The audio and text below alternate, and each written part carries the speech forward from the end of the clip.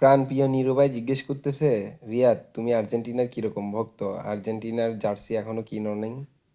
আর্জেন্টিনার জার্সি ছাড়া খেলা দেখতে চলে আসছো, তোমার কি লজ্জা করে না? তখন তাকে বলেছিলাম, ভাইয়া আর্জেন্টিনার জার্সিতে এখন কয়টা স্টার? তিনি বলেন 3টা। আমি বললাম আর 3-4 ম্যাচ পর আর্জেন্টিনার জার্সিতে 4টা স্টার হবে। তখন আমি ওই জার্সিটা দিয়ে কি করব, যেটাতে মাত্র 3টা স্টার? আমি আমি আর্জেন্টিনার 4টাওয়ালা জার্সি কিনবো, 3টাওয়ালা জার্সি আর দরকার নেই।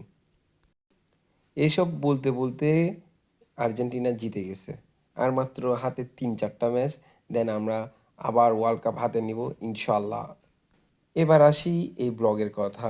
আমরা মূলত প্ল্যান করছিলাম 2 নম্বর গেট খেলা দেখব। 2 নম্বর গেট রাস্তায় এত জ্যাম, এত গরম, সব কিছু মিলাই ওখানে খেলা দেখা আর পসিবল হচ্ছিল না। তাই চলে গেছিলাম বার করে নিরিবিলিতে বসে খাচ্ছিলাম আর খেলা দেখতেছিলাম। কিন্তু খেলা কি নিরিবিলি দেখা যায়? সেইখানে রেস্টুরেন্টের ভিতরেই চিল্লাচিল্লি করতে করতে অলরেডি গলা ব্যথা হয়ে গেছে।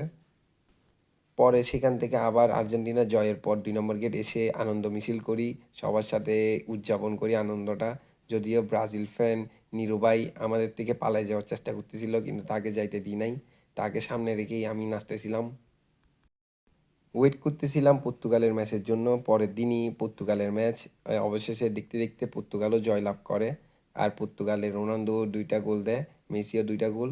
তবে আমি মনে প্রাণে চাই এবার যাতে কাপটা পর্তুগাল নেয়, রোনালদো নেয়। আমি আসলে কি CR7-এর হাতে কাপটা দেখতে চাই মন থেকেই। বাট করি আর্জেন্টিনা, বাট মন থেকে চাই CR7 যাতে কাপটা নিয়ে যায়। ভিডিওটা অনেক আগের।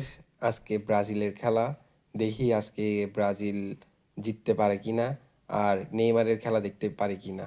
দেখা হবে আরেকটা নতুন ভিডিওতে। ধন্যবাদ।